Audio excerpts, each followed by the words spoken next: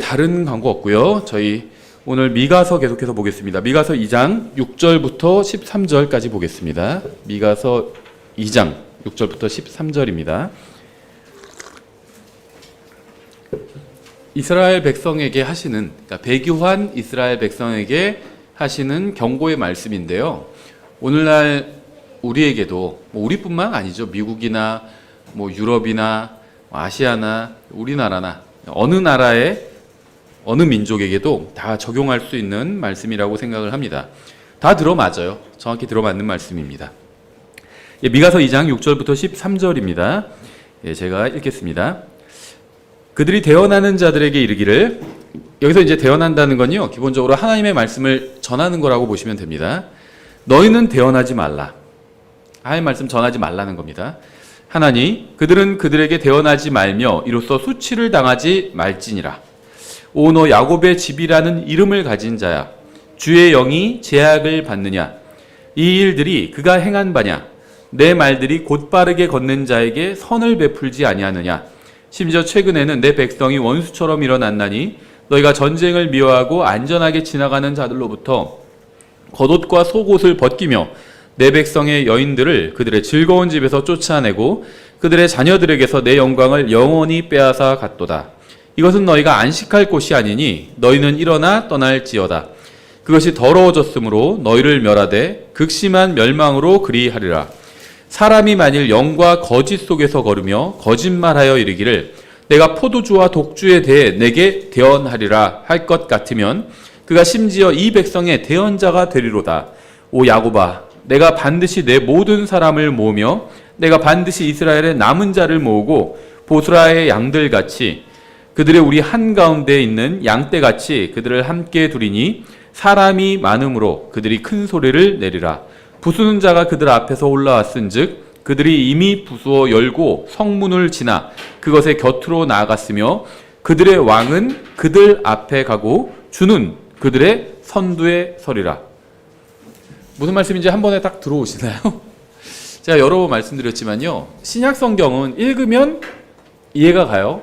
문맥을 보지 않아도 어떤 한 구절만 봐도 대부분 이해가 갑니다. 신약 성경은. 근데 구약 성경은요, 한 구절만 딱 떼놓고 보면 이게 무슨 말을 하는 건지 이해가지 않는 그런 문맥이 굉장히 많이 있는데요. 오늘 문맥 같은 경우에는요, 성경에 익숙하지 않은 분들은 한 구절만 본 게 아니라 지금 문맥을 쭉 읽었잖아요. 그런데도 도저히 이게 무슨 말 하는지 모르겠다 이렇게 생각하실 수가 있는데, 일단 성경을 아주 많이 읽은 게 아니라면, 성경을 아주 많이 읽지 않았다면 이게 무슨 말 하는지 모르겠다고 생각하는 게 그렇게 크게 이상한 건 아닐 것 같아요. 구약의 많은 본문이 그렇지만 이 구절도요, 그냥 읽고 그대로 조금만 생각을 해보면 좀 약간 어떤 것은 이제 좀 투박하게 기록되기도 하고 직설적으로 이렇게 기록돼서 우리가 오히려 알아듣지 못할 수도 있는 말씀이라고 생각합니다. 그런데 하나하나 읽어보면요, 그렇게 어려운 말씀은 아니에요. 그냥 아주 무슨 심오한 뜻이 숨겨져 있거나 그런 건 아닙니다. 그래서 오늘 한번 같이 한 절 한 절 읽어보면서 이게 무슨 의미인지를 좀 생각해 보려고 합니다. 먼저 기도하겠습니다. 하나님 아버지, 이 설교를 듣는 모든 사람이 주님의 말씀을 바르게 이해해서 주님께 영광을 돌리기를 원합니다. 주님의 말씀을 통해 저희의 지각과 마음을 열어주시기 원합니다. 예수님의 이름으로 기도드렸습니다. 아멘.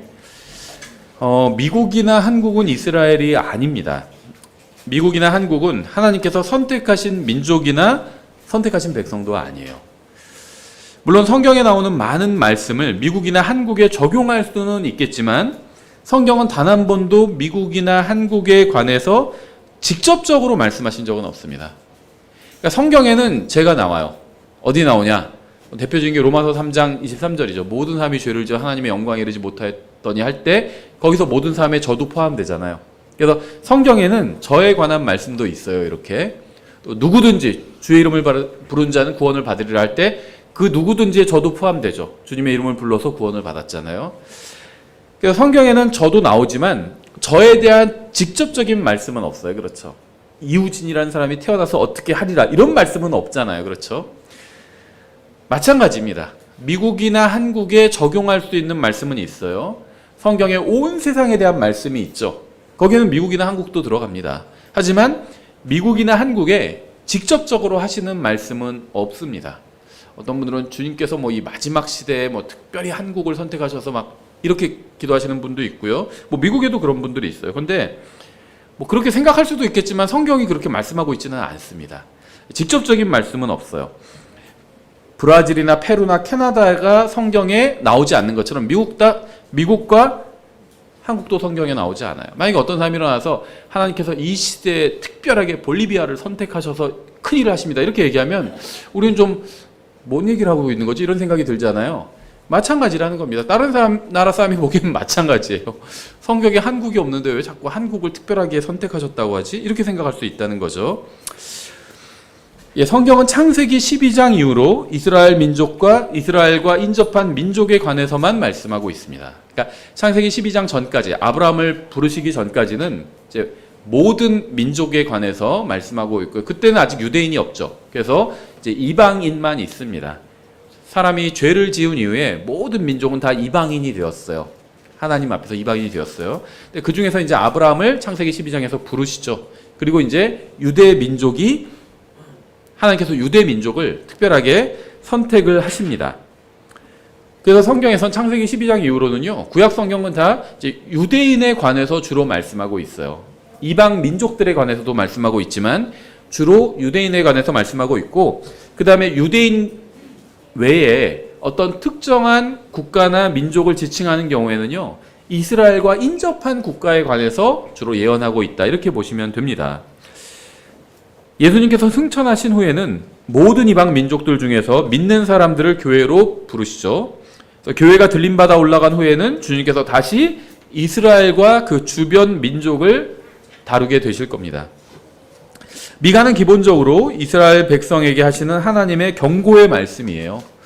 하지만 여기서 주님께서 지적하시는 이스라엘 백성의 죄와 같은 죄를 짓는 민족이 있다면 미가를 통한 경고의 말씀을 그 민족에게도 적용할 수 있다는 겁니다. 그러니까 하나님은 외모를 보시는 분이 아니에요. 성경에서 제가 드린 말씀 한번 잘 생각해 보세요.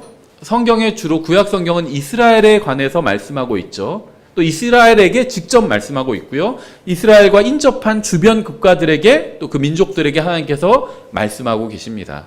그런데 이스라엘이건 주변 민족이건 하나님께서는 죄에 대해서 주로 경고를 하고 계세요. 그래서 이스라엘이 만약에 죄를 지으면 어떻게 벌을 하시겠다, 이렇게 말씀하고 있죠. 또 이스라엘 주변에 있는 민족들이 죄를 지으면 동일하게 또 벌을 하시겠다, 이렇게 말씀하고 있습니다. 근데 미국이나 한국은 하나님께서 직접적으로 말씀하고 있지는 않죠. 하지만 미국이나 한국, 이스라엘로부터 멀리 떨어져 있는 이런 국가나 민족도 이스라엘이 짓는 죄와 동일한 죄를 지으면 동일하게 벌을 하신다는 겁니다. 성경에 나온 어떤 사람이 죄를 지으면 하나님께서 벌을 하십니다. 근데 성경에 직접적으로 나오지 않는 어떤 사람이 죄를 지어도 같은 죄를 지으면 또 동일하게 벌을 하신다는 겁니다. 그러니까 하나님께서는 사람을 차별하지 않고 벌하시는 데 있어서는 다 벌을 하신다는 겁니다. 이게 굉장히 중요해요. 우리가 예를 들면 신호가 많이 막혀가지고 유턴을 하면 안 되는데 딱 보니까 차가 없어요. 앞에 차가 싹 유턴해서 가요. 근데 잘 가요. 안 걸리고. 그래서 싹 봐서 나도 같이 유턴했는데 딱 경찰이 숨어 있다가 딱 나와서 오라고 하는 경우 있죠. 차 대라고. 앞에 차는 안 잡아요. 나만 잡아요. 그러면 굉장히 억울하죠. 근데 이제 그걸 갖고 따지면 안 돼요. 그럼 굉장히 싫어합니다, 경찰이. 그냥 봐달라고 해야 돼요. 무슨 말씀이냐면요, 억울해요, 사람이. 저 사람은 안 잡고 왜 나만 잡지? 그러면 억울하죠. 근데 경찰이요, 다 잡을 수가 없어요. 잡히는 걸 잡는 겁니다, 경찰은. 그렇죠. 하나님은요, 다 잡으신다는 거예요. 이스라엘에게 경고하시지만 이스라엘이 죄를 지면 이스라엘만 벌하시는 게 아니라 다른 민족도 이스라엘처럼 똑같이 죄를 지면 똑같이 벌하신다는 겁니다.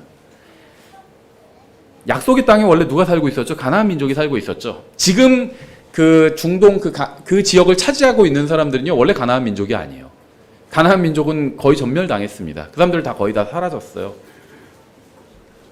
그러니까 중동 사람들의 원래 땅이었는데 이스라엘 민족이 그걸 빼앗았다가 지금 다시 이스라엘이 쫓겨나고 중동 사람들이 차지했다, 이렇게 생각하시는 분들이 있는데 절대 그렇지 않아요. 거기 살던 원주민들은 사라졌어요. 중동 사람 땅도, 원래 중동 사람도 거기 살지 않았고 이스라엘 사람들도 거기 살지 않았어요. 어쨌든 간에 왜 하나님께서 가나안 민족을 쫓아내셨죠? 우상 숭배를 하고 있었기 때문이에요. 하나님 앞에서 가증한 죄를 지었기 때문입니다. 그래서 이스라엘을 통해서 몰아내시고 이스라엘에게 그 땅을 주셨죠. 근데 이스라엘이 거기 들어가서 어떻게 했죠? 거기 살던 사람들과 똑같은 죄를 지었죠. 우상 숭배를 하고요. 하나님 앞에서 가증한 죄를 지었습니다. 그래서 하나님께서 어떻게 하셨죠? 또 다른 민족을 데려와서 이스라엘을 쫓아내시고 다른 민족에게 주셨어요. 하나님께서는 그렇게 심판하신다는 겁니다. 이스라엘이 죄를 지으면 이스라엘을 심판하겠다. 이렇게 성경에 말씀해 놓으시고요. 그 다음에는 성경에서 말씀하지 않은 다른 민족이 죄를 지으면 또 똑같이 벌을 하신다는 겁니다. 이거는 개인이나 민족이나 다 마찬가지예요. 어떤 개인이 죄를 지으면 개인에게 벌하시고요. 민족이 죄를 지으면 민족에게 벌하십니다. 어느 민족인지는 상관하지 않으세요. 어느 민족이든 다 하나님 앞에서 회개 보고해야 될 책임이 있거든요. 하나님께서 다 벌하시는 겁니다. 6절부터 보시면 이렇게 되어 있어요. 그들이 대언하는 자들에게 이르기를 너희는 대언하지 말라 하나니. 이스라엘 백성은 말씀을 선포하는 대언자들에게 더 이상 말씀을 선포하지 말라고 했습니다. 목자들에게 더 이상 말씀의 사역을 하지 말라고 한 거예요. 왜 이렇게 성경 공부나 하고 무슨 뭐 설교만 하냐. 다 줄이고 그냥 우리가 다 같이 즐기자. 교회로 모이는 건 좋은데 성경 공부 좀 그만했으면 좋겠다. 설교 좀 그만했으면 좋겠다고. 그런 얘기를 하는 거예요. 하나님의 말씀을 선포하는 사람들에게 더 이상 하나님의 말씀을 선포하지 말라고 하고 있는 겁니다. 뒷부분에 이렇게 되어 있죠. 그들은 그들에게 대언하지 말며 이로써 수치를 당하지 말지니라. 여기서부터 약간 무슨 말인지 좀 헷갈리죠. 앞에는 어렵지 않아요. 그들이 이스라엘 백성이 배교한 이스라엘 백성이 대언하는 자들에게 이르기를 너희는 대언하지 말라. 하나님 말씀 전하지 말라. 이런 얘기죠. 근데 뒷부분이 그들은 그들에게 대언하지 말며 이로써 수치를 당하지 말지니라. 이렇게 말씀하고 있죠. 사람이 하나님을 믿을 때나 하나님의 말씀을 듣고 그 말씀을 믿을 때 그 말씀대로 행하지 않으면 수치를 당하게 되죠. 또 하나님을 믿지 않는 사람들은요. 자신들의 죄를 지적하는 말씀을 선포하는 설교자의 설교를 듣고 싶어 하지 않습니다. 지금 이스라엘 백성의 상황이 이래요. 하나님도 믿지 않고 하나님 말씀도 믿지 않아요. 그래서 더 이상 이제 이런 설교를 듣고 싶어 하지 않는 거예요. 우리는요. 99%의 교회가 어떤 죄에 대해서도 경고하지 않는 시대에 살고 있습니다. 사람들은 죄를 지적하는 설교자를 좋아하지 않아요. 그런 설교자의 설교는 듣고자 하지 않고 그런 설교자가 있는 교회에는 가고자 하지 않는 겁니다. 설교자들도 이러한 사실을 잘 알고 있기 때문에 사람들이 듣기 싫어하는 죄에 대해서 경고하는 설교보다는 긍정적인 설교, 청중을 칭찬하는 설교, 그다음에 청중이 아무것도 하지 않아도 즐겁게 들을 수 있는 설교만 하려고 합니다. 다른 사람 욕하는 설교, 교회 지금 나오지 않는 사람 욕하는 설교, 예를 들면 우리가 하지 않는 것만 지적하는 설교, 그게 뭐죠? 전 대표적인 게 뭐 동성연애 같은 거라고 생각합니다. 동성연애 잘못된 거죠. 지적해야 됩니다. 근데 그것만 지적해요. 그건 저는 문제 있다고 생각합니다. 왜냐하면요, 어떤 분들 또 오해해가지고 무슨 동성연애 지지하는 게 아니냐 막 이렇게 생각하시는 수도 있는데 절대 그렇지 않아요. 하나님께서 구약과 신약에서 동일하게 하나님 앞에 가증한 것이라고 말씀하고 있죠. 동성연애에 대해서는요. 동성연애뿐만 아니라 여성화된 남성에 대해서도 하나님께서는 가증하다고 말씀하고 있어요. 로마서에서도. 이건 뭐 구약과 신약 가릴 게 없어요. 다 경고하고 있습니다. 그런데 제가 지금 지적하고자 하는 건 뭐냐면요. 이 교회에 나와서 설교를 듣는 사람 중에 동성연애자는 많지 않겠죠. 그러니까 대부분의 교회에 나와서 특히 킹제임 성경을 믿는 이 독립침례교회에 나와서 설교를 듣는 분들은요. 동성연애를 지적하는 설교를 들으면 마음이 편해요. 나는 상관없거든요. 그것과 나는 그런 죄를 짓지 않거든요. 그러니까 설교자들이 그런 설교만 하는 거예요. 동성연애자만 정죄하고. 근데 한번 생각해 보세요. 전 동성연애 잘못됐다고 믿습니다. 성경 그렇게 말씀하고 있기 때문에 지지하는 게 아니에요. 괜찮다고 생각하지도 않아요. 잘못된 겁니다. 그거는. 그런데 한번 생각해 보자는 거예요. 거짓말이 큰 죄일까요? 동성연애가 더 큰 죄일까요? 거짓말이 더 클까요? 거짓말하는 거. 거짓 증언하는 게 그 거짓말하는 거죠. 거짓말하는 게 더 클까요? 동성연애가 더 클까요? 어떤 죄가 더 클까요? 분명히 큰 죄가 있고 더 작은 죄가 있어요. 이거 잘 헷갈릴 것 같죠? 그럼 좀 쉬운 문제를 내볼게요. 하나님의 이름을 모독하는 죄가 더 클까요? 거짓말하는 죄가 더 클까요? 하나님의 이름을 모독하는 게 훨씬 크겠죠, 당연히. 10계명이 어떻게 돼 있죠?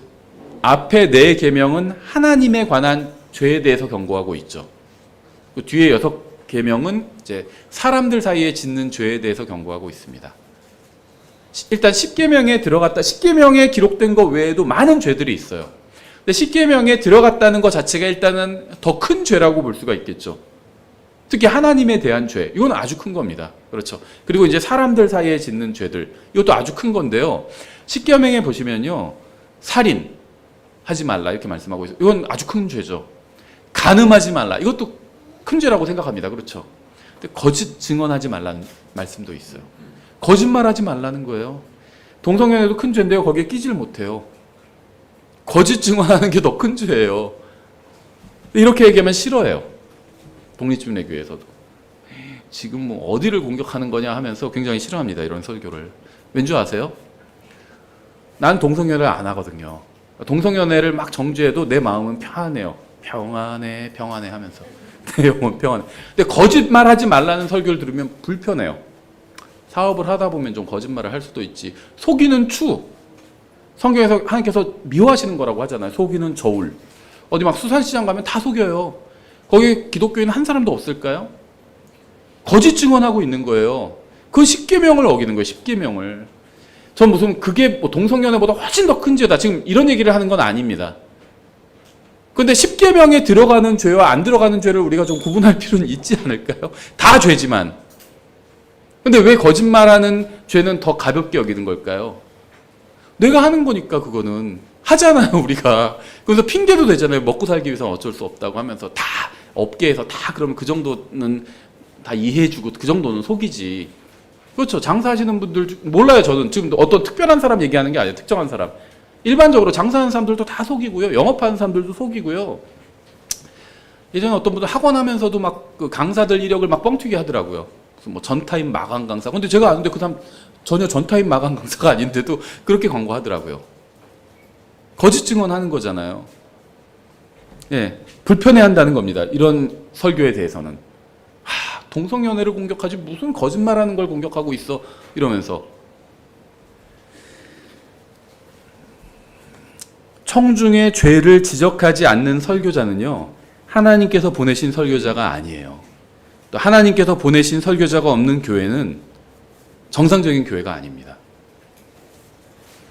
미가 시대의 사람들은요, 수치를 당해서 마음이 불편해지지 않기를 원했어요. 죄를 자꾸 지적하는 거 이런 거 듣고 싶어 하지 않았다는 겁니다.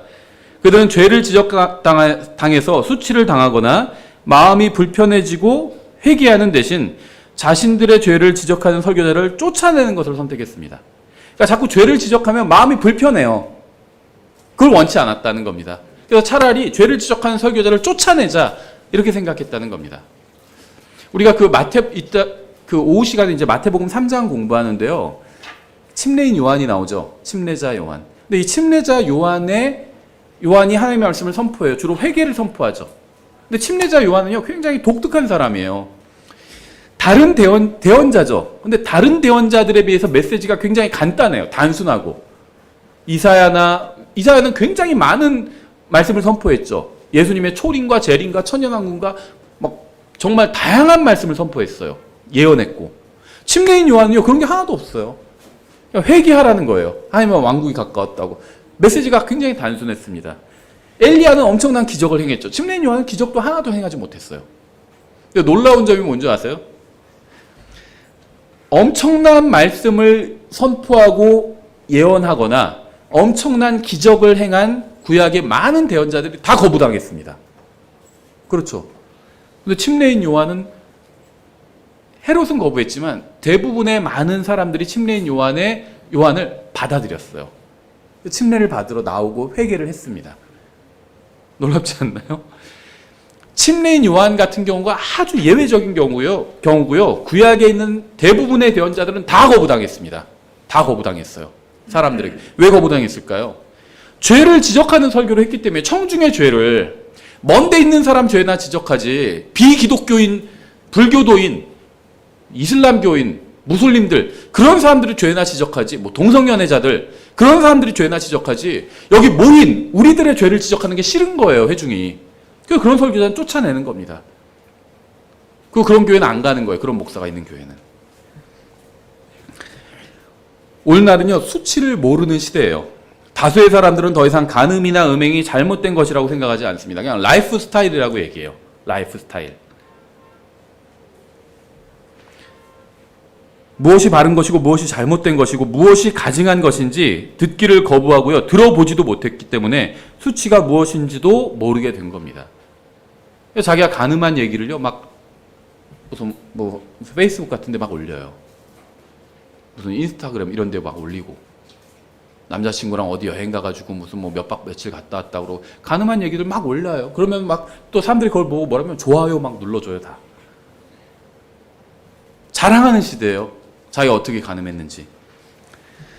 사람들은 자신들의 죄를 지적하는 하나님이나 설교자는 원하지 않아요. 사람들은 죄를 용납하는 하나님과 설교자를 원합니다. 죄를 져도 좀 괜찮다. 다 보듬어주는 그런 하나님, 그런 설교자를 원한다는 겁니다. 사람들은 하나님의 말씀을 듣고 싶어 하지 않아요. 구원받았다고 하고 교회를 찾는다고 하는 사람들도요, 거의 비슷합니다. 그래서 말씀을 선포하는 교회보다는 말씀이 아닌 다른 것을 얘기하는 교회에 사람들이 몰리는 거예요. 회개하라고 요구하는 설교보다는요, 사회 이슈에 관해서 설교하는 거, 이런 거 듣고 싶어 합니다. 내가 회개할 필요가 없거든요. 무슨 정치인 얘기하고 뭐 다른 거 얘기하고 막 이런 거 얘기하면 내가 회개할 필요가 없어요. 다른 사람이 회개해야 되는 거, 이런 얘기를 듣고 싶어 한다는 겁니다. 내가 회개해야 되는 그런 죄를 이야기하면, 설교하면요, 굉장히 불편해요. 괘씸하게 여기고, 나 이 교회 다시 오나 봐라. 나 와도 헌금 하나 봐라. 이런다는 거죠. 회개하라고 요구하는 설교보단 다른 거 얘기하는 거, 이런 걸 듣고 싶어 합니다. 말씀을 읽고 말씀을 통해서 성장해야 한다고 강조하는 부담스러운 설교보다는요, 아무것도 하지 않아도 편한 마음으로 들을 수 있는 설교를 듣기를 원해요. 미가는 그런 자들을 수치스럽게 하실 분이 바로 하나님이라고 경고한 겁니다. 오늘날 교회는 말씀을 잃어버렸어요. 오늘날 교회는요, 그저 봉사단체나 정당이나 친교 모임이나 심지어 벼룩시장이나 아니면 뭐 공연장을 어설프게 흉내내는 곳이 되어버렸습니다. 제대로 하지도 못해요, 또. 그냥 어설프게 흉내내요. 공연 비슷하게 하고요. 무슨 뭐 친교 모임 비슷하게 하고요. 벼룩시장 비슷하게 하고 뭐 정당 비슷하게 하고 비슷하게 해요. 배교한 회중이 그러한 것을 요구하고요. 또 약삭 빠른 설교자들이요. 그 요구에 화답하고 있어요. 그래야지 사람들이 안 떠나니까, 교회를. 그 결과 교회는 영적인 힘을 상실하게 되었고요. 세상은 온갖 죄와 혼돈으로 가득하게 되었습니다. 그래서 교회와 설교자가 해야 할 일을 하지 않은 결과 모든 것이 다 악화되고 있다는 겁니다. 7절에 이렇게 말씀하고 있어요. 오노 야곱의 집이라는 이름을 가진 자야. 어려운 말씀이 아니에요. 껍데기만 남았다는 겁니다. 껍데기만. 계시록에서 주님은요, 4대 교회에게 뭐라고 말씀을 시작하셨는지 아시죠? 살아있다는 이름은 가지고 있으나 죽었도다, 이렇게 책망하셨습니다. 이름만 남았다는 겁니다. 이름만 남았어요. 이스라엘은 야곱의 집이라는 이름, 하나님의 백성이라는 이름은 가지고 있었지만 전혀 야곱의 집이나 하나님의 백성처럼 살지 않았습니다. 집 문 앞에 우리가 그런 거 붙여놓을 때 있잖아요. 무슨 뭐 성도의 집, 어느 교회 성도의 집 이런 거 붙이잖아요. 근데 전혀 성도처럼 살지 않는 거예요. 이름만 남아있어요. 이름만. 오늘날에도요, 교회라는 이름은 가지고 있지만 전혀 주님의 교회로서 기능하지 못하는 교회들이 차고 넘쳐나요. 대부분의 기독교인들은요, 그리스도인이라는 이름은 가졌지만 전혀 그리스도인답게 살지 못하고 있습니다. 성경을 믿는 사람이라는 이름을 가졌다고 주장하지만 전혀 성경 말씀대로 살지 않고 있어요. 킹제임 성경을 믿는 이 독립침례교도 마찬가지예요. 바이블 빌리버라는 말을 써요. 왜 그런 말을 쓰는지 아세요? 그런 말이 나온 지 오래됐어요. 50년, 60년, 70년 이상 됐어요. 미국에서 먼저 나온 말이거든요. 왜 그런 말을 썼냐면요, 그전엔 그냥 크리스찬이라고 그랬어요. 예수님 믿으세요? 그럼 전 크리스찬입니다. 크리스찬이 뭐죠? 그리스도인. 예수님의 제자라는 겁니다. 난 예수님을 따라가는 사람이라는 거예요. 구원을 받았을 뿐만 아니라 예수님을 따라가는 사람이라는 얘기를 한 거예요. 그런데 그 말이 아무 의미가 없어져 버렸어. 다 그런 말을 쓰기 시작했거든요. 나도 크리스찬, 나도 교회 다녀. 뭐 나도 예수님 좋게 생각해. 회개는 하지 않고 그냥 예수님 좋게 생각해. 아, 나 어렸을 때 교회 다녔었어. 그러면 미국에서는 다 자기 크리스찬이라고 그래요. 술집에 가서 물어봐도 자기 크리스찬이라고 하는 사람이 있어요. 술 마시면서. 어렸을 때 교회 다녔었다는 거거든요. 그러니까 크리스찬이 더 이상 아무것도 의미하지 않게 돼버린 거예요. 그래서 이젠 사람들이 그걸 구분하기 위해서 나는 바이블 빌리버다. 난 정말 성경을 믿는 사람이다. 이렇게 주장하기 시작한 거예요. 몇십 년 전에. 근데 지금은요, 그 말도 의미가 없어져 버렸어요.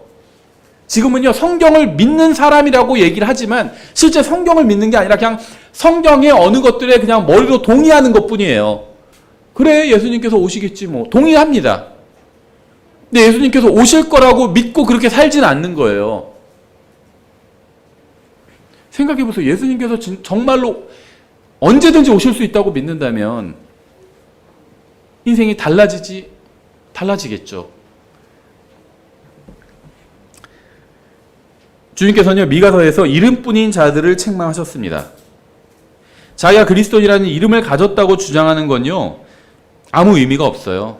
제가 아무리 예수님의 제자라고 해도 전혀 그 이름에 걸맞지 않게 산다면 저는 그분의 제자가 아닌 겁니다. 이 구원받는 것과 그리스도인이 되는 것은 전혀 별개의 문제. 우리가 그냥 흔히 종교가 뭐야? 그러면 나 크리스찬이야 이렇게 얘기를 하죠. 제가 그런 말 자체를 다 뭐라고 하는 건 아니에요. 그냥 편의상 그렇게 말할 수밖에 없어요. 그런데 좀 더 성경적으로 엄격하게 말하자면 구원받는 거는요, 그냥 예수님을 믿으면 구원받을 수 있어요. 거저 은혜로 값없이 공짜로 받을 수 있습니다. 근데 성경에서 크리스찬이라고 불린 사람들, 그리스도인이라고 불린 사람들은요, 제자들이 그렇게 불렸어요. 그리스도인이라고. 사도행전 11장에 나오잖아요. 예수님을 믿는 사람들이 그리스도인이라고 불린 게 아니라 제자들이 그렇게 불렸습니다. 근데 예수님의 제자가 되려면 어떻게 해야 되죠? 날마다 자기를 부인하고 자기 십자가를 지고 예수님을 따라야 예수님의 제자가 될 수 있어요. 그러니까 구원받는 건 공짜로 받지만요, 제자가 되는 건 공짜로 되는 게 아니라는 겁니다.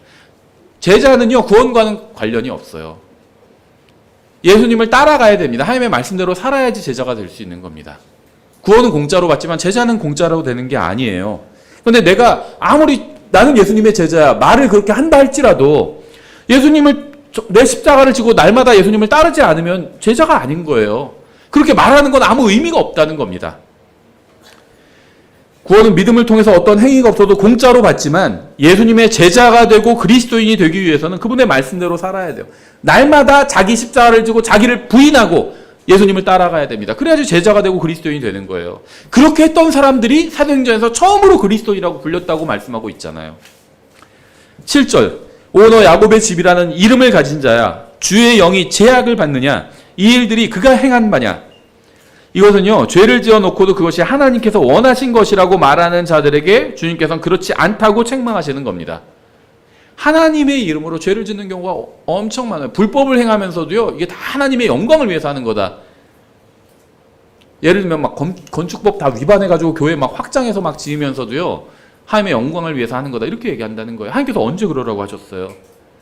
저는요, 교회 건물 짓는 거 나쁘다고 생각하지 않아요. 사람이 많이 모이잖아요. 현실적으로 200평 이상 되는 장소를 구하기가 대단히 어려워요. 그럼 장소를 사거나 교회 건물을 지을 수도 있겠죠. 사람이 500명, 600명 모이면요, 지을 수밖에 없어요. 선택의 여지가 없어요. 짓는 게 나쁘다고 생각하지는 않습니다. 근데 왜 져요, 교회 건물을? 그걸 생각해 볼 필요가 있다는 겁니다. 하나님의 영광을 위해서 진다고 얘기하죠, 교회 건축하시는 분들이. 진짜 하나님의 영광을 위해서 할 수도 있습니다. 그런데요, 교회 건물을 짓는 거는 우리가 편하자고 짓는 거예요. 그렇죠. 우리가 편하자고 짓는 겁니다. 편한 게 잘못된 건 아니에요. 그렇죠. 예배 모여서 주님께 모여서 경배를 드리는데 좀 더 편하게 경배를 드리자. 그게 나쁜 거는 아니죠. 말은 똑바로 하자는 거죠. 아무거나 다 하나님의 영광이라고 갖다 붙이지 말자는 거예요. 우리가요, 좀 예를 들면 여기 에어컨 안 나오면 불편한 게 우린가요? 하나님인가요? 저는 에어컨이 없어야 된다 이런 얘기를 하는 게 아닙니다. 에어컨이 있어야죠. 이왕이면 편하게 경배 드리는 게 나쁜 게 아니에요. 전 나쁘다고 생각하지 않아요. 굳이 막 사서 고난을 받을 필요는 없어요. 편한 걸 이용할 수 있으면 이용하는 겁니다. 근데 없으면 또 없는 대로 감수하고 하는 거예요. 여기 에어컨이 없거나 난방이 안 되잖아요. 하나님은 불편하지 않으세요. 우리가 불편합니다. 우리가. 그렇죠. 이건 예를 든 거예요. 그러니까 어떤 것들은요, 자기가 좋아하면서 하면서 다 이것은 주님께서 원하신 바가 아니냐, 이렇게 얘기한다는 겁니다. 그렇게 하지 말라는 거예요. 심지어 죄를 지어놓고도 그것이 하나님께서 원하신 것이라고 말하는 사람들이 있다는 거예요. 이것은 주님께서 원하시는 교회가 아니라 자기가 원하는 교회에 다니면서도 주님의 인도라고 하는 자들에게 주님께서는 그 일들이 내가 행한 바냐, 이렇게 말씀하시는 겁니다. 예를 들면 자기가 다른 사람이랑 싸웠어요. 그래서 이제 그 교회 다니기가 싫어요. 그래서 교회를 옮기고서는 주님의 인도였다, 이렇게 얘기한다는 겁니다. 하나님의 뜻은 무엇일까요? 그 싸운 사람과 화해하는 거죠. 그냥 꼴도 보기 싫어하고 욕하고 나가는 게 아니라 화해하는 거예요. 그렇죠? 그렇지 않을까요? 근데 그렇게 하긴 싫어요. 왜냐하면 생각해보니까 자기가 더 잘못했거든요. 자기가 용서를 구하긴 싫어요. 내가 아쉬울 게 뭐야. 나 그냥 이 교회 떠나서 교회 많고 많은데 난 다른 데 갈 거야. 그래놓고 그거를 하나님의 인도처럼 포장하는 사람들이 있다는 거예요. 그런 사람들에게 주님께서 이 일들이 그가 행한 바냐, 이렇게 책망하시는 겁니다. 네가 좋아서 나가놓고는 하나님의 뜻은요, 화해하는 거예요. 화해할 수 있으면 화해하는 겁니다. 내가 아무리 화해하려고 해도 저 사람이 거부하면 그건 어쩔 수 없죠. 자기 멋대로 해놓고 다 주님의 인도였다고 하지 말아야 한다는 거예요. 7절, 내 말들이 곧바르게 걷는 자에게 선을 베풀지 아니하느냐. 곧바르게 걷는다는 것은요, 주님께서 말씀하신 그대로 따라 걷는다는 겁니다. 자기가 원하는 것만 받아들이고 행하는 것은 믿음이 아니에요. 주님께서는 주님께서 말씀하신 그대로 걷고 행하는 자에게 선, 굿, 좋은 것을 베풀어 주신다는 겁니다. 내가 보기에 좋은 게 아니라 하나님께서 보시기에 좋은 것을 베풀어 주신다는 거예요. 우리 인생이 하나님께서 보시기에 좋지 않은 이유는 말씀대로 바르게 걷지 않기 때문이에요. 성경은 가장 좋은 책입니다.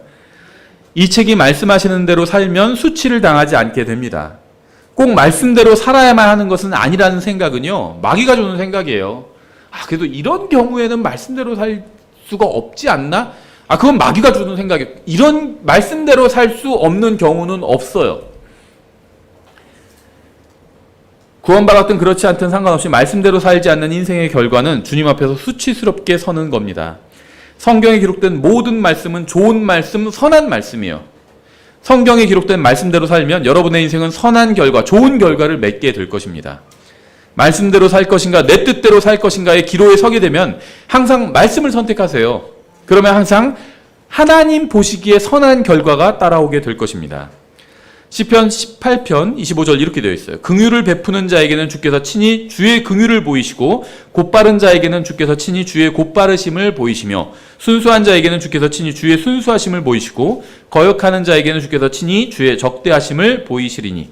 그러니까 하나님이 공정하지 않다고 주장하는 사람은 사실 자신이 공정하지 않은 거예요. 그래서 다 그렇게 보이는 겁니다. 하나님이 의롭지 않다고 주장하는 사람은요, 사실 자신이 의롭지 않은 거예요.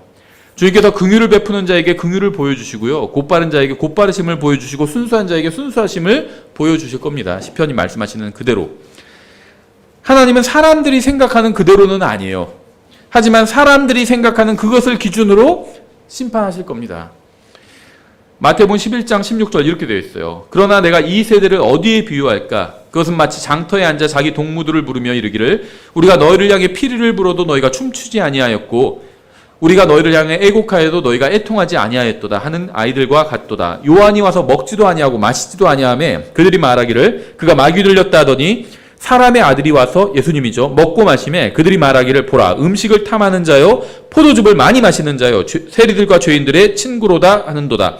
그러나 지혜는 자기 자녀들로 말미암아 의롭게 되느니라 하시니라. 사람들은 요한이나 예수님의 스타일을 문제 삼았지만 진짜 문제는 스타일이 아니라 내용이었어요. 그들은 요한과 예수님을 거부했던 이유는 스타일 때문이 아니라 자기들의 죄를 요한과 예수님이 지적했기 때문이었습니다. 요한복음 7장 16절에 이렇게 되어 있죠. 예수님께서 그들에게 대답하여 이르시되 내 교리는 내 것이 아니요 나를 보내신 분의 것이니라. 어떤 사람이 그분의 뜻을 행하려 하면 그 교리가 하나님에게서 왔는지 혹은 내가 스스로 말하는지 알리라. 이 말씀은요, 의미가 좀 복잡해 보이긴 하죠. 그런데요, 이 말씀의 핵심 의미는요, 하나님의 말씀대로 행하는 사람은 성경이 하나님의 말씀이라는 사실을 알게 된다는 겁니다. 구원받고 예수님과 사랑에 빠진 사람은요, 교회로 모이려고 하고요, 설교를 들으려고 하고 성경을 배우려고 합니다. 주님의 뜻이 무엇인지 알고 그대로 행하려고 합니다. 무엇을 해야 하고 무엇을 포기해야 하는지 알고자 합니다. 주님께서 무엇을 기뻐하시고 무엇을 싫어하는지 알고 싶어요. 하지만 주님을 사랑하지 않는 사람은 말씀대로 행해야 한다는 설교를 들으면 거부감을 느껴요. 말씀대로 행해야 한다는 말이 율법주의라고 생각합니다. 하나님께서는 구원받기만 하면 말씀을 알려주시는 것이 아니라 말씀대로 살려고 하는 마음이 있는 사람에게만 말씀을 알려주십니다. 내가 구원받았는데도 불구하고요, 눈앞이 캄캄하면 그 이유가 뭔지 아세요? 여러 가지가 있겠지만 가장 큰 이유는 하나님의 말씀대로 살려 하지 않기 때문에 하나님께서 말씀을 알려주지 않으시는 거예요. 미가서 2장 8절 이렇게 되어 있어요. 심지어 최근에는 내 백성이 원수처럼 일어났나니. 오늘날 많은 교회가 세상을 따라서 하나님의 말씀을 거부하고 있습니다. 성경에 기록된 사실을 말하면 너무 편협하다고 비난해요. 주님의 편에 서야 할 교회들이 주님의 원수처럼 일어나서 말씀을 거부하고 심지어 공격하고 있습니다. 적과 싸워야 되는데 아군을 향해서 총질을 하는 거예요. 한마디로 원수처럼 일어난 거예요. 하나님의 백성이 하나님의 편이 되어야 되는데 세상이 하나님과 전쟁을 하고 있는 것처럼 많은 교회들이 주님과 전쟁을 하고 있는 겁니다. 그래서 많은 교회들이 하나님의 말씀을 뒤로 한 채 사상이나 이념이나 인권이나 세상 문제에 빠져서 그러한 것들의 목소리를 높이고 있는 거예요. 8절 너희가 전쟁을 미워하고 안전하게 지나가는 자들로부터 겉옷과 속옷을 벗기며, 뭐 어려운 말씀이 아니에요. 거리에서 지나가는 사람들의 겉옷과 속옷을 벗기는 것은 이건 완전히 비정상적인 상황이죠. 그냥 평온하게 지나가고 있는데 잡아가다가 막 옷을 다 벗겨. 다 그런 건 아니겠지만 뭐 남미로 여행 가는 사람 중에 그런 경우가 있다고 하더라고요. 어디 산골 마을을 갔는데 아이들이, 초등학생 같은 아이들이 쫙 갑자기 막 모여들더래요. 그런데 내 물건을 다 뺏어가더래요. 그 옷도 다 벗겨가더래요. 팬티 한 장 딱 남았대요. 그리고 보내더래요. 그거예요. 겉옷과 속옷을 벗긴대요. 다. 거기서 지나가고 있는데. 비정상적인 상황을 말하는 거예요. 하나님의 말씀을 거부한 결과 최악의 상황이 돼버린 겁니다. 다 도둑놈들이 돼버린 거예요. 9절 내 백성의 여인들을 그들의 즐거운 집에서 쫓아내고, 집에서 잘 쉬고 있는데 막 끌어내서 쫓아내버린 거예요. 그들의 자녀들에게서 내 영광을 영원히 빼앗아 갔도다. 자녀들에게서 하나님의 영광을 영원히 빼앗아 갔대. 하나님의 영광이 뭐라고 말씀드렸죠? 하나님이 행하신 일의 결과가 하나님의 영광과 관련이 있다고 말씀드렸죠. 하늘은 하나님께서 만드신 결과물이죠. 그래서 하늘이 하나님의 영광을 선포하는 거예요. 하나님의 말씀을 거부하자 질서가 붕괴되어 버렸습니다. 가정에서의 부모의 권위가 사라지자 자녀들에게서는 주님의 영광을 볼 수가 없게 되었어요. 경제적인 어려움 때문에 가정이 실패하는 것이 아니에요. 경제적으로 어려워도요, 실패하지 않는 가정도 있어요. 가정이 실패하는 이유는 아이들에게 하나님의 영광이 무엇인지 가르치지 않기 때문입니다. 가정이 실패하는 이유는요, 하나님을 두려워하지 않기 때문이에요. 부모가 하나님을 두려워하지 않고 아이들에게도 주님을 두려워하는 것이 무엇인지 가르치지 않기 때문에 가정이 실패하는 겁니다. 아빠는 하나님께 반역하고요, 엄마는 아빠한테 반역하니까 아이들도 부모에게 반역하는 거예요. 10절 이것은 너희가 안식할 곳이 아니니 너희는 일어나 떠날지어다. 그것이 더러워졌으므로 너희를 멸하되 극심한 멸망으로 그리하리라. 하나님의 말씀을 거부하니까요, 하나님께서 그래 알았어, 그럼 내가 너희를 어떻게 다루든지 보여줄게, 이렇게 말씀하시는 겁니다. 심판을 말씀하고 계시는 거예요. 하나님께서는 이스라엘 민족에게 약속의 땅을 주셨죠. 그리고 그 땅에서 잘 살 수 있게 하기 위해서 율법도 주셨습니다. 그 땅에 먼저 가던 가나안 민족은 주님 앞에서 극심한 죄를 지었기 때문에 주님께서는 이스라엘 민족을 통해서 그들을 쫓아내셨습니다. 그런데 이제 이스라엘 백성이 극심한 죄를 지었고, 그래서 주님은 그들도 쫓아내신 거죠. 이스라엘 민족의 죄로 인해서 북왕국 10지파는 갈대아로 끌려갔고요, 남왕국 2지파는 바벨론으로 끌려갔어요. 2지파는 바벨론에서 돌아온 후에도 로마 제국의 노예로 전락했죠. 그리고 결국에는 전 세계로 흩어져 버렸습니다. 이 모든 일의 원인은 그들이 하나님의 말씀에 귀를 기울이지 않았기 때문이었어요. 이렇게 중요해요. 말씀에 귀를 기울이는 거. 왜 말씀을 들어야 된다, 말씀을 알아야 된다, 이걸 왜 강조하는 걸까요, 교회에서? 개인의 인생만 망치는 것이 아니라 민족의 운명도 완전히 망쳐버렸잖아요. 잘 살 수 있는 민족이었는데 전 세계로 그냥 흩어져 버렸잖아요. 말씀에 귀를 기울이지 않았기 때문이에요. 11절 사람이 만일 영과 거짓 속에서 걸으며 거짓말하여 이르기를 내가 포도주와 독주에 대해 내게 대언하리라 할 것 같으면 그가 심지어 이 백성의 대언자가 되리로다. 술 좀 마셔도 되지. 저는요 킹제임 성경 진영에서도 봤어요. 그래도 포도주 정도는 괜찮아. 예수님도 많이 마시셨잖아. 예수님이 언제 성경에서 포도주를 많이 마셨다는 말이 어디 나와요? 그렇게 얘기하시는 분들이 있어요. 이 11절은요 세상이 왜 이렇게까지 엉망이 되었는지를 잘 보여줍니다. 세상이 왜 술에 취했는지 아세요? 뭐만 하면 술 먹어서 실수로 그랬다고 얘기하잖아요. 그렇죠? 그럼 또 주취감경이라는 게 있어요. 굉장히 저는 이상한 법이라고 생각합니다. 근데 왜 이제 그걸 감경해 주냐면요. 왜 술 마셨다 그러면 왜 감경해 주냐면 자기가 자기 의지로 그것을 하지 않았다는 말이거든요. 그러면 모든 범죄에는요 고의가 있어야 돼요. 근데 고의가 아니었다는 거예요. 그래서 자기가 술 마셔서 그렇게 했다고 그렇게 주장하는 겁니다. 근데 그거 감경해 주면 안 돼요. 처벌해야 됩니다. 더 나쁜 거잖아요. 술 마시면 그렇게 될 거를 예상할 수 있잖아요. 전 더 강하게 처벌해야 된다고 믿어요.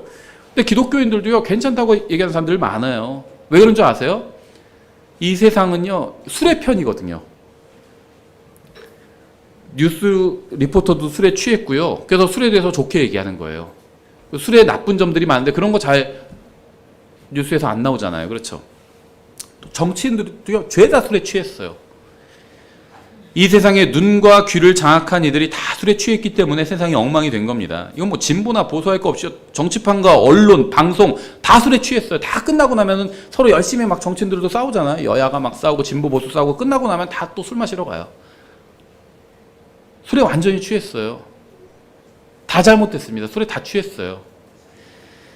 12절 오 야곱아 내가 반드시 내 모든 사람을 모으며 내가 반드시 이스라엘의 남은 자를 모으고 보스라의 양들같이 그들의 우리 한가운데 있는 양떼같이 그들을 함께 두리니 사람이 많음으로 그들이 큰 소리를 내리라. 부수는 자가 그들 앞에 올라왔은즉 그들이 이미 부수어 열고 성문을 지나 그것의 곁으로 나아갔으며 그들의 왕은 그들 앞에 가고 주는 그들의 선두에 서리라. 이 12절부터 말씀의 분위기가 좀 달라지죠. 재림의 문맥이에요. 재림의 문맥. 주님이 그들의 선두에 서시겠다고 하시죠. 재림하시는 문맥입니다. 그래서 사람이 갑자기 많아지고 분위기가 좋아져요. 보스라에서 양들같이, 지명 이름이거든요. 양들같이 막 모으시면서 성도들을 끌고 예루살렘으로 성문으로 들어가시는 거예요. 재림하시는 장면입니다. 하나님은 긍휼이 많은 분이에요. 미가의 시대로부터 대략 700년 후에 그리스도께서 태어나시죠.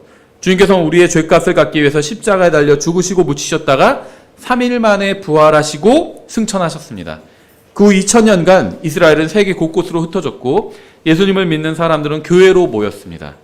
주님께서는 교회를 공중으로 부르신 후에는 다시 이스라엘 민족을 다루실 겁니다. 주님께서 이스라엘 민족 중 배교하지 않고 남는 자들이 주님께로 돌아오게 하실 겁니다. 보스라에서 양들같이 모으실 거예요. 그리고 약속하신 대로 재림하셔서 성문을 지나서 예루살렘으로 입성하실 겁니다. 그리고 자신의 왕국을 세우시고 통치하실 거예요. 하나님 앞에서 자신이 죄인이라는 사실을 인정하고 예수 그리스도를 유일한 구원자로 믿으면 누구나 구원을 받을 수 있습니다. 여러분이 구원받았다면 여러분은 새 예루살렘에서 주님과 영원히 살게 될 겁니다. 여러분이 구원받았다면 여러분의 영원한 운명은 이 세상에서 무슨 일이 일어나도 변하지 않을 거예요. 하지만 여러분이 아무리 구원받았다 해도 말씀대로 살지 않으면 이 세상에서는 끔찍한 삶을 살 수도 있고요. 대단히 어리석은 인생을 살 수도 있어요. 불필요한 고난을 자초하지 마십시오. 자초위난이라는 것이 있어요. 자초위난. 자기가 스스로 자초한 위난인 거예요. 막대기로 자기 얼굴을 때린다든지 망치로 자기 얼굴을 딱 때리면 어떻게 되죠? 골이 빠개지겠죠. 자초위난인 겁니다. 그런 경우가 있어요. 되게 어리석은 일이죠. 생각해 보세요. 저 애들한테 얘기하거든요. 이쑤시개나 삐죽한 걸로 이걸로 너 눈 찌르지 마 얘기해요. 왜 얘기하는 줄 아세요? 자기 눈 찌른 애도 있거든요. 아이들 친구 중에 자기 눈을 찌른 애가 있어요. 자기가 자기 눈을 찌른 애가 있어요. 그래서 거의 한쪽이 실명됐대요. 아이들은 그래요. 그래서 그걸 얘기해 주거든요. 자기 눈 찌르지 마 이렇게 얘기해 주거든요. 큰일 나 찌르면. 근데 그리스도인들도 마찬가지예요. 그리스도인들의 자초위난이 뭔지 아세요? 말씀대로 살지 않는 거예요. 왜 어려움에 빠지는지 아세요? 말씀대로 살지 않기 때문에 어려움에 빠지는 거예요. 단순히 죽어서 하늘나라에 가는 것으로 만족하지 말고 주님께서 오실 때까지 이 세상에서 하나님의 아들이요 그리스도의 대사로서 주님과 함께 일하십시오. 그냥 사는 것으로 만족하지 마세요. 사는 것으로. 주님께서 맡겨주신 위대하신 사명이 있잖아요. 초대하신 거예요. 우리가 없으면 아무것도 하실 수가 없기 때문에 우리를 초대하신 게 아니에요. 그 반대죠. 주님이 없이는 우리는 아무것도 할 수 없습니다. 주님은 우리가 없어도 많은 걸 하실 수 있어요. 주님께서 하늘과 땅을 만드실 때 우리가 있었나요? 거기에? 우리가 없었어요. 우리 없이도요 하늘과 땅 다 만드셨습니다. 주님께서는요 우리가 없어도요 모든 걸 다 하실 수가 있어요. 그런데도 불구하고 우리를 불러주신 거예요. 같이 하라고, 한 자리 차지하라고. 말씀에서 떠남으로 인해 여러분의 마음과 인생과 가정을 망치지 마시기 바랍니다. 기도하겠습니다. 하나님 아버지, 저에게 성경을 주셔서 감사합니다. 저희가 캄캄한 세상에서 주님의 말씀의 빛을 따라 살 수 있도록 도와주시기 원합니다. 저희가 쓸데없는데 정신이 팔려 인생을 낭비하지 않고 영원히 가치 있는 일을 하다가 주님을 만날 수 있게 도와주시기 원합니다. 예수님의 이름으로 기도드렸습니다. 아멘.